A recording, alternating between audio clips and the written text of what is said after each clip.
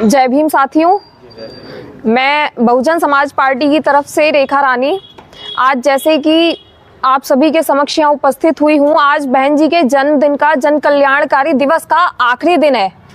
तो 7 दिन हमने पूरे कर लिए हैं आज, और हमारी टीम ने ये डिसीजन लिया है कि ये बहन जी का जो जन्मदिन है इसे हम हर दिन जन कल्याणकारी दिवस के रूप में सेलिब्रेट करेंगे। तो हमारे समाज के जितने भी बहुजन युवक हैं, महिलाएं हैं, बच्चे हैं, पुरुष हैं, उन सबके साथ हम समय समय पर मिलेंगे, उनकी समस्याओं को सुनेंगे। ठीक, तो इसके साथ ही 2 बातें और हैं जो बहन जी की ओर से, बीएसपी की ओर से मैं आपके साथ साझा करने के लिए आज यहाँ आई हूँ। पहली बात तो ये कि हमें शिक्षित बनना है और संगठित रहना है। पहला मैसेज यही है आप सभी के लिए, युवाओं के लिए, कि पहली बात ये कि शिक्षित रहिए और संगठित रहिए, क्योंकि जैसा आप जानते हैं कि संगठन में बहुत बड़ी ताकत होती है। 10 जगह बटेंगे तो वो संगठन कमजोर होगा। और बहन जी का जो संघर्ष है वो कभी भुलाया नहीं जा सकता, जो जब शायद हम पैदा भी नहीं हुए थे, और मुझे लगता है बहुत सारे हमारे बीच जो युवा खड़े हैं वो सब पैदा भी नहीं हुए होंगे जब हमारी बहन जी सड़कों पर उतरी थी।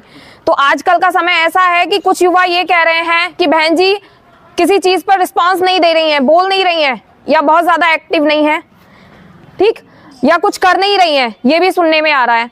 तो पहले हम उनके जीवन संघर्ष को बारीकी से अध्ययन करें, बाबा साहब को बारीकी से अध्ययन करें। बहन जी ने हमारे लिए किया क्या है, आज जो हमारा खान पान, पहनावा, रहन सहन सब उन्हीं की देन है, बाबा साहब और बहन जी की। एक ऐसी महिला जिसने उस समय जब हम पैदा नहीं हुए थे, कम से कम 45-50 साल पहले सड़कों पे उतरी, तो अपना घर नहीं बसाया, तो ये भी त्याग कोई कम नहीं है एक महिला के लिए, और ऊपर से एक दलित महिला के लिए। ठीक, तो पहले तो इस चीज को नहीं भूलना है। कोई हवाई बातें करके, समाज को तोड़ के, जहर उगल के, सभी जाति बरादरियों से नफरत पैदा करके और हमें भटकाने का काम करे। कोई भी नीला झंडा लेकर, गले में नीला पटका डालकर ये कहे कि मैं तुम्हारे लिए लड़ूंगा, तो वो उसे नेता मत समझो, वो अभिनेता है। जो असली नेता है वो कभी तुम्हें तोड़ने का, बांटने का काम नहीं करेगा, उसकी जबान पर कभी जहर नहीं होगा। समझ रहे हैं ना?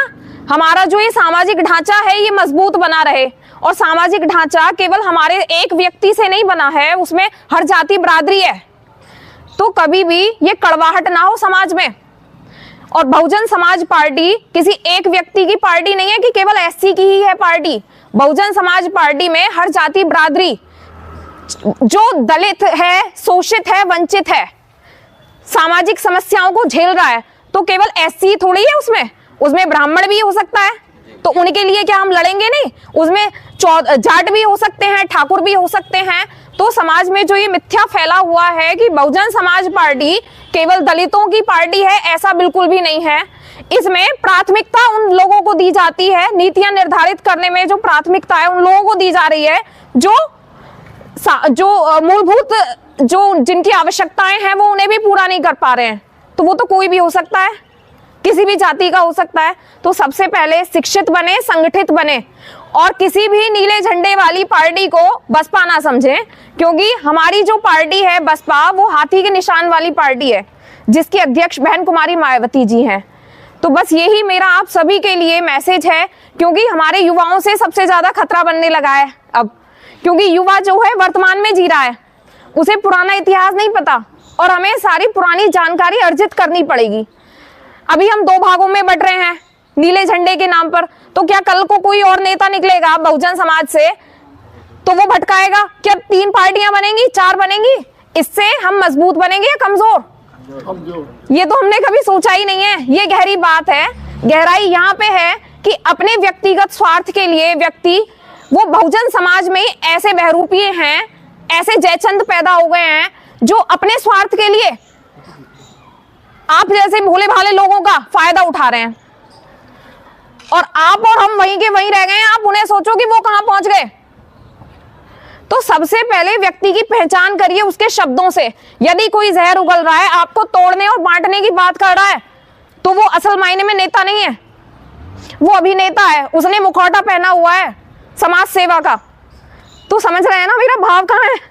तो गलत डायरेक्शन में नहीं जाना है, और अपने दिमाग को, अपनी शारीरिक मानसिक शक्ति पूरी हमें एक अच्छे ढांचे के निर्माण में लगानी है, एक अखंड भारत के निर्माण में, जहां हर जातियों को स्थान बराबर मिले।